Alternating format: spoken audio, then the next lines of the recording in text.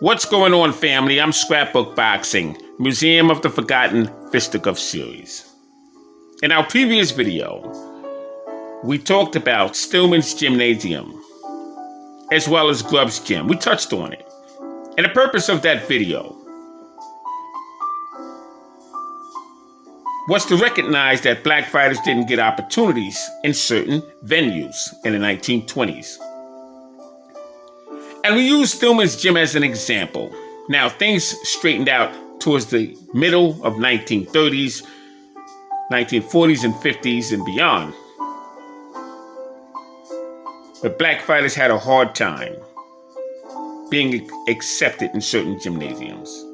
Now, I can go down a whole list of gymnasiums where they could not train. And I can touch on gymnasiums that they could. And I used an example of Grubb's Gym, which was located on 116th Street in Harlem, New York. Now, they would train at the athletic clubs and YMCAs and others. But they didn't have many locations to train. Now, the last conversation before the topic was over, we talked about Charlie Burley. And we're going to move forward with other fighters. We'll get back to Charlie Burley a little deeper in conversation. But I'd like to talk to you about Theodore Tiger Flowers. He was born August 5th, 1895 in Camilla, Georgia. He died November 16th, 1927 in Harlem, New York. He had a total bout career of 160 bouts, 135 wins, 17 losses, 21 no-decision contests. He was known as the Georgia Deacon. Now, he was actually born in Mitchell County, a small section of Georgia. Now, many don't know quite details of Theodore Tiger Flowers, his career. Let's talk about that. Now, yes, he was in a ring with Kid Norfolk. Kid Norfolk was the former colored light heavyweight champion. Norfolk was in a ring with Harry Greb on two separate occasions. He was in a ring with Lee Anderson, who was the first colored light heavyweight champion. As a matter of fact, it was Theodore Tiger Flowers who would challenge Lee Anderson for the vacant and a brand new colored light heavyweight championship title. He would come up short in that event. He was stopped in 2 rounds by Sam Langford in 1922, which, by the way, 1922 was a fantastic year for boxing. He was in a ring with Mike Matigue. Mike Matigue was the former light heavyweight champion. Mike Matigue would take his title from battling Siki in Ireland. But he would lose his title to Paul Burley, who was out of Astoria, Queens. Tiger Flowers was also in a ring with Jamaica Kid and Maxie Rosenblum. Maxie Rosenblum was also a light heavyweight champion. Now, what was interesting about Tiger Flowers? 1921. He'd be in a ring with Panama Joe Gans, who was a former colored middleweight champion. He would lose his title to Larry Estridge, who was a southpaw. Reminded me of Marvelous Marvin Hagler. But Theodore Tiger Flowers would also be in a ring with Whitey Black, another southpaw. He'd be in a ring with William Gorilla Jones. William Gorilla Jones was a former middleweight champion. He was the second black middleweight champion in boxing history. Now, I talked about William Gorilla Jones as well. Landon Jones, some fighter he was. The Flowers would also be in a ring with Jim Barry. Jim Barry was in the ring with Sam Langford 12 separate occasions. 1922. I stated he was in a ring with Sam Langford. Yes, he was stopped by Sam Langford. But who wasn't? He was in a ring with Eddie Palmer. Eddie Palmer was a former colored lightweight welterweight. And he had good fights with young Peter Jackson and Herbert Lewis Hardwick, who would beat Coco Kid. Flowers was also in the ring with Kid Norfolk, and Lee Anderson, Jamaica Kid, and George Robinson. 1922. 1923, he found himself in the ring with Tut Jackson, Jamaica Kid, Panama Joe Gans, and George Robinson. See, that's a career and within itself. But in 1924, he had 36 bouts. 1925, he had 25 bouts.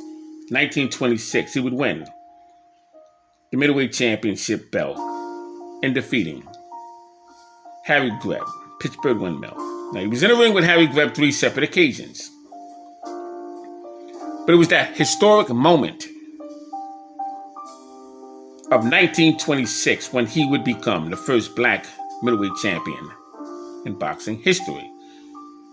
Would also take on Panama Joe Gans, Maxie Rosenblum, that same year.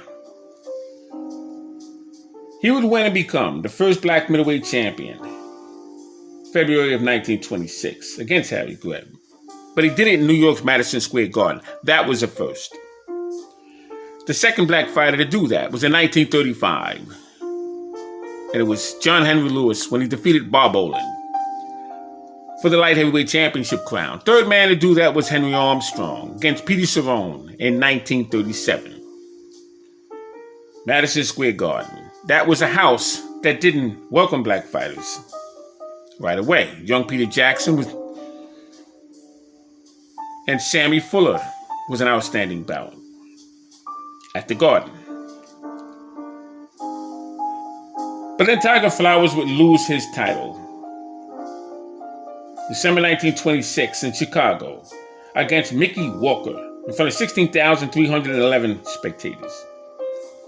And many of those spectators had witnessed Tiger Flowers basically get robbed. You see, Al Capone did a lot of business with Jack Kearns. And this was in Chicago. Yeah, I guess that's what it was. You can't take back time. But this is what happened. And it's unfortunate. And what we have to realize, what we have to understand, what's important in boxing is that we take it for what it is. Now, do we have to just let it go, or can we expose it? You expose what the truth is and you let history decide the facts. And Theodore Tiger Flowers, very underrated.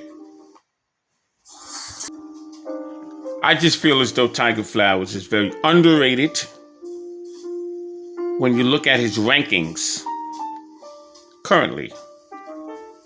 Now, during the time of Flowers, no, he was not underrated. But when you look back in history, yes, he is underrated. He is not given his just due.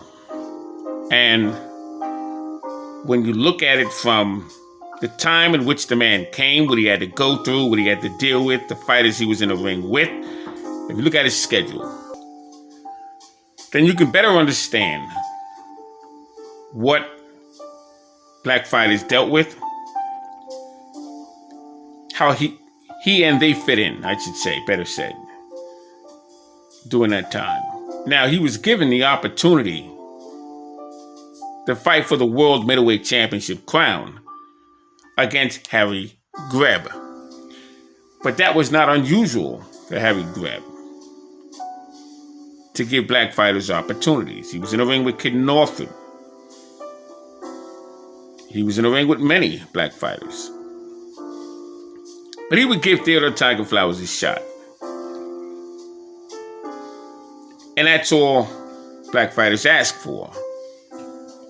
And when given opportunities, great things can happen historically for them, as well as boxing. Shout out to Theodore Tiger Flowers for showing up and accepting the challenge. And by the way, Theodore Tiger Flowers also trained at times at Grubb's gym. And he did train in Stillman's gym. He was one of few black fighters able to do so. Hell of a fighter was Theodore Tiger Flowers. One more quick note on Tiger Flowers before we move on to another fighter. You hear me talk about an R.I.P. to him, Paul Cavalier. Paul Cavalier told me, and a few other gentlemen that was around at Lenny Shaw's boxing gym, about Tiger Flowers. He said he was very fast. He said he punched very hard. He said he was able to move around the heavy bag and rhythm with speed and power. My dad told me about Theodore Tiger Flowers. There was an old trainer that trained in Gleason's gym. Those who trained in Gleason's gym during that time know who I'm talking about. His name was Bob Jackson. Bob Jackson used to work as a correction officer in Rahway State Prison. And he told me about Theodore Tiger Flowers. You also had an owner of Gleason's gym. Now, you had two owners, Bruce Silverglade, but you also had a trainer and an owner by the name of Ira Becker. He passed away. R.I.P. to him. He gave my dad and I specific details on Theodore Tiger Flowers. So I'm not reading a book anywhere. I'm telling you person-to-person facts about Tiger Flowers. These are men who actually saw the man train.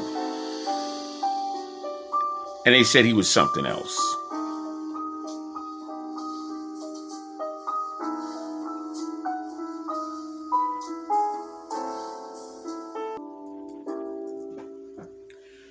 Now, we're going to talk about Charlie Burley again. But before we do, there were a few other fighters that would train in Grubb's gymnasium. Baby Joe Gans. His name was Gerald Slaughter. And he was born December 4th, 1899 in El Paso, Texas. He died May 6th, 1970, Los Angeles, California. He stood 5 foot 6 inches, weighed 135 pounds. Now, between 1920 and 1925, Baby Joe Gans was known as California Joe Gans after his great victories in the West Coast. West Coast, he put a lot of work in. And there's a lot of fighters that are not documented during that time. July 1926, according to the manager, Larry Lichtenstein, Joe Gans gave Sammy Mendel the business. Worked him over in sparring. And word got around, which limited Gerald Slaughter opportunities. He defeated young Sam Langford and Sergeant Sammy Baker, Jimmy Goodwrench, Joe Klitsch, and Mushy Callahan. What a fighter was Baby Joe Gans. He himself had trained in Grubb's gym. Had another fighter by the name of Al Gaynor, Allen Nelson Gaynor. He was born September 6, 1906 in Florida. Died in New Haven, Connecticut, July 22nd, 1973. Thinking of something else. He was 66 years of age at the time of his death. And he defeated 77 fighters, 23 losses, 41 knockouts, 6 draws. He was in the ring with Chuck Burns 4 times. Bob Olin, who was the former light heavyweight champion. Dave Shade out of California. Dave Shade was in the ring with Mickey Walker many times. was in the ring with Jimmy Braddock. Jimmy Braddock was the world heavyweight champion when he would defeat a fighter by the name of, actually he was from California, and his name was Max Baer. Fought him at the New York Madison Square Garden Bowl on that undercard. You had some really, really good fighters, young Peter Jackson and Sammy Fuller and many others. James Braddock would lose his title to Joe Louis in 1937, Comiskey Park in Chicago. Now Gaynor would also be in the ring with George Courtney twice, battling Bozo twice, Lou Bullard, defeated Tiger Jack Payne. He lost on points to Eddie Blunt, October 27, 1937. He fought Johnny Bandit Ramiro, defeated Oscar Rankins, lost to John Henry Lewis, defeated Joe Knight, June 1st, 1936, defeated Charlie Macera, February 13th, 1936. At Redway, he defeated Paul Cavalier, 10 rounds on points. Cavalier was the gentleman that I was talking about. I can't think too many other men that I can think of that was a more stand-up individual than Paul Cavalier. He had a brother named Art Cavalier. And we used to talk for hours about his personal experience in boxing, things that he saw, that happened, sparring and others. His time when he sparred with Gene Tunney and when he won the New Jersey Heavyweight Championship title from two-ton Tony Galento.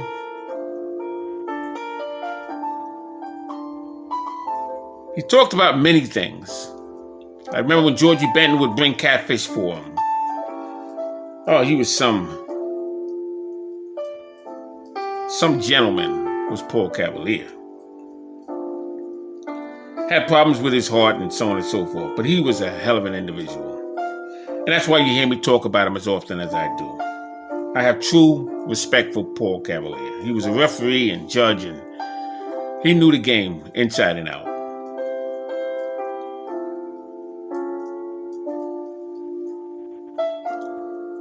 So R.I.P. to Paul Cavalier.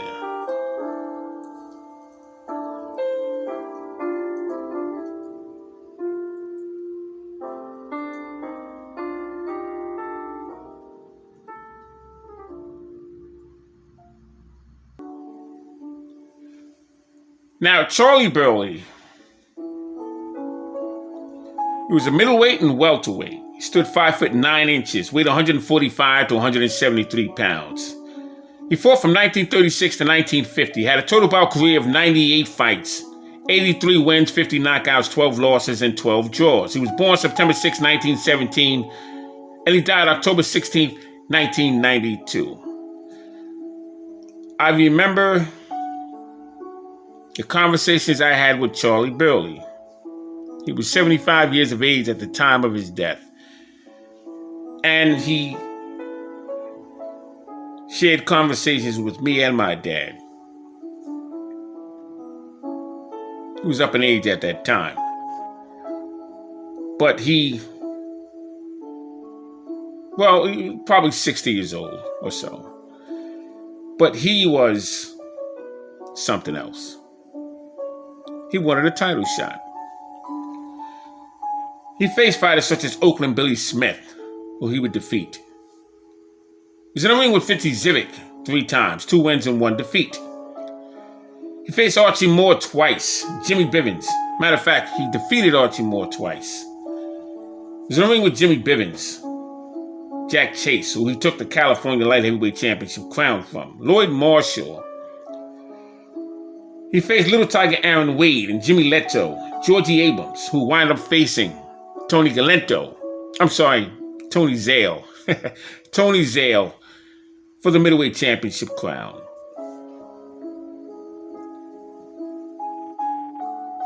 Now, Charlie Burley had sparred with Harry Bobo. Harry Bobo was a heavyweight. And he knocked out Harry Bobo in the gym. He also knocked out Jersey Joe Walcott in training, sparring in the gym as well.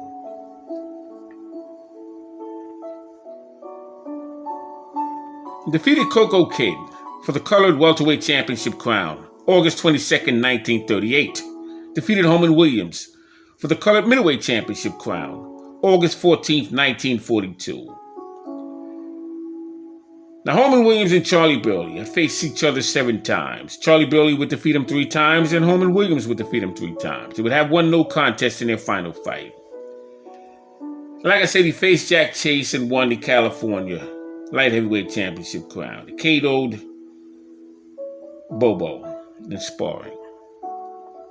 He also took on Charlie Doc Williams and young Gene Buffalo, Burt Lytell. He fought them all. He was one of 7 children, the only boy. And he was going to fight in the Olympic Games. And he decided not to. And there were other reasons and other factors. He would turn professional. And he would be most avoided as a member of Black Murderers Row. Now, there's questions of the Fitzy Civic victory over him in 1938. Now, those say what they say. But he defeated Fitzy Civic twice after his first fight with Civic and his first loss. And when he defeated Civic in his second fight with him in 38, and then defeated him again in his third fight in 1939,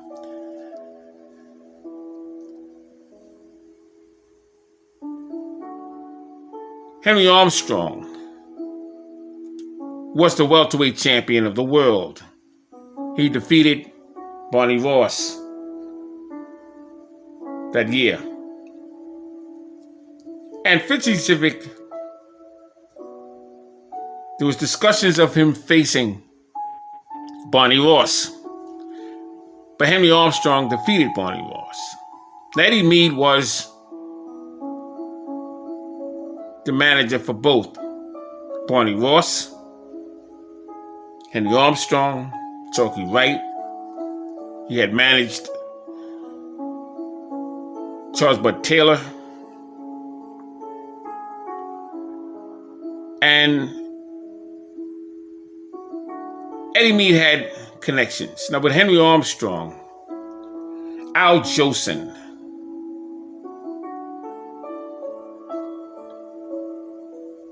at one time had management papers on Henry Armstrong.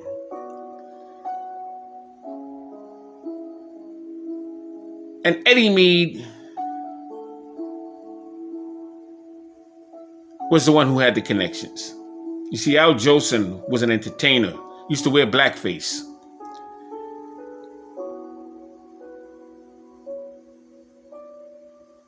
And he needed someone to make sure that Henry Armstrong could make money. Because Al Jolson, although he sold the contract, was still making money off of Henry Armstrong. And Charlie Burley did not fit in that lineup. Because they knew once Charlie Burley won a title, he would not let it go. And he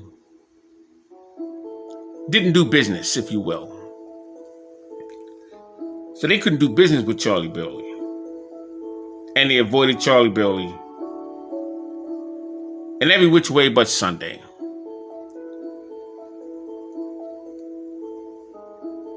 But Charlie Burley was something else. R.I.P. to him. It was a pleasure meeting him. And the conversations that we had was cherishable. It was a blessing to me. I had the pleasure of meeting him. Oh, what a hell of a fighter he was. His wars with Herman Williams.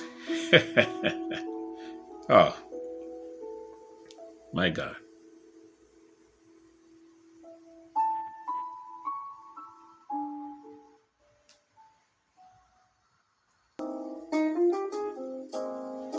Now, Herman Williams was born January 30th, 1915 in Pensacola, Florida. He died July 15th, 1967. Unfortunate death. He was in a club that he used to work in, Wonder Club. Burned up in a fire while he was sleeping. But Herman Williams was in a ring with Coco Kid 14 times. Coco Kid would defeat Herman Williams 9 times out of the 14. January 11th, 1940.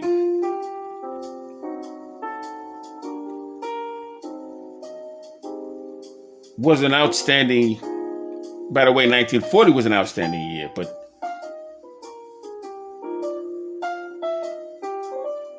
he faced Charlie Burley between January 11th, 1940, August 14th, 1942.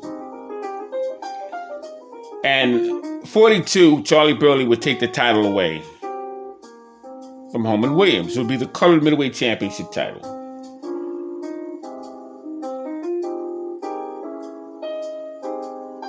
And the thing with Herman Williams, he'd be in the ring with Jake LaMotta, Marcel Sedan.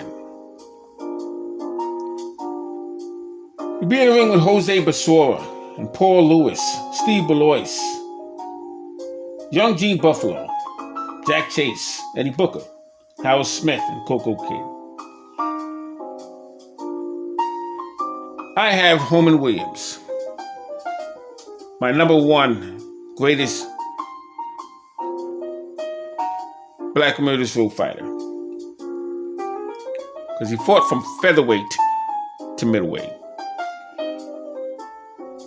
He was in the ring with Lorenzo Strickland, Ernest Cat Robinson, Paulie Walker, and Luther Slugger White, Tony Falco, Aaron Wade, Burt Littell, Sam Baruti, Archie Moore.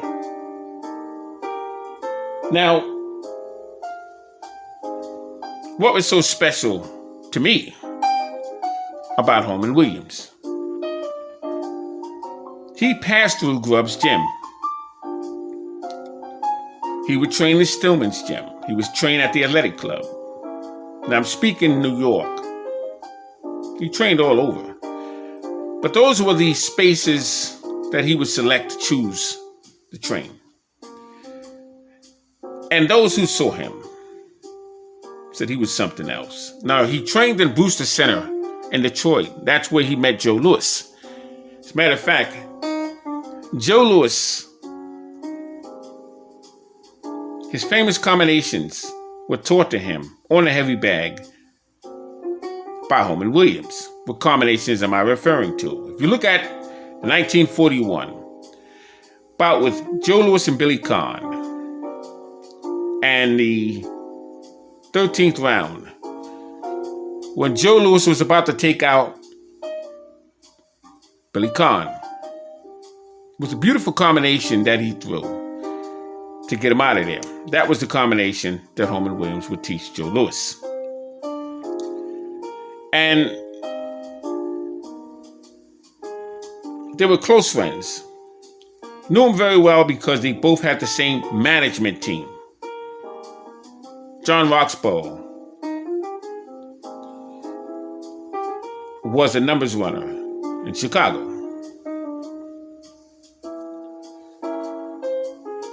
But Herman Williams would be another fighter, black fighter, trained at Grubb's gym. Shout out to Herman Williams.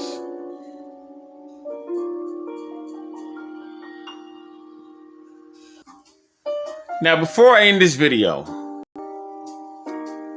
I want to talk about Fritzy Zivik one moment, because I mentioned him with the conversation I had with Charlie Burley. Now, Fritzy Zivik had 4 other brothers, Pete, Jack, Joe, and Eddie.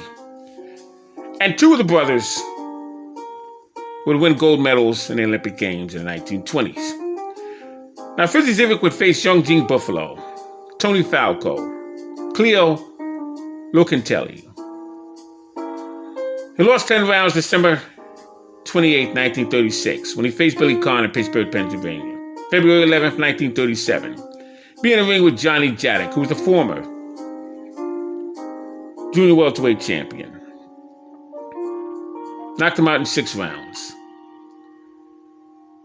He would take on Bobby Pancho.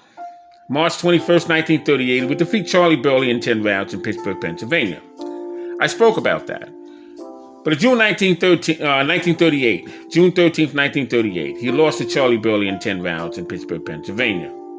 Now, he knocked out Phil Furr and defeated Bobby Pancho in 10 rounds in Newark, New Jersey. November 15th, 1939. Actually, I think it was 1938. He would take on Jackie Blair, and he defeated him in 8 rounds in New York's Madison Square Garden. In fact, I know it was 1938. Because in February 10th, 1939, he would defeat Eddie Booker. New York's Madison Square Garden. Defeated him in 8 rounds. And that was some victory, because Eddie Booker was a hell of a puncher. April 20th, 1939, he would knock out Tiger Walker in 1 round. He had 3 bouts in 1939. In 1938, he had 3 victories and 1 loss.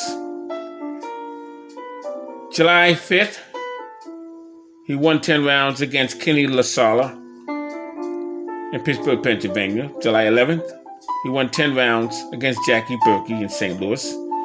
And July 17th, he lost 10 rounds to Charlie Burley. He would take on Ralph Gizzi and Kid Aztaker, who was a very good Mexican fighter. Knocked out Billy Lancaster. December 27th, 1939. He was KO'd in 8 rounds by Milt Aaron.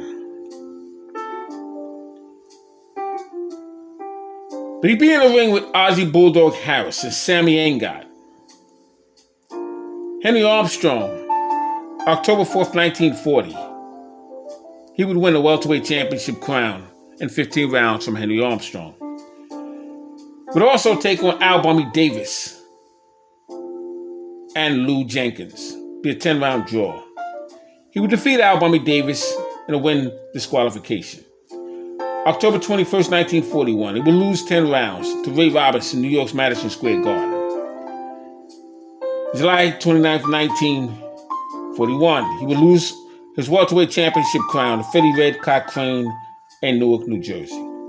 January 16th, he was stopped in 8 rounds by Ray Robertson, New York's Madison Square Garden. He would also face Maxie Berger, Reuben Schenck, Lou Jenkins, Norman Rubio, Johnny Walker. He would lose to Henry Armstrong in 10 rounds in San Francisco, California. He had 4 bouts with Jake LaMotta. Take on Ralph Zanelli. Billy Arnold, he would defeat in 8 rounds. Cecil Hudson. Jackie Wilson of California.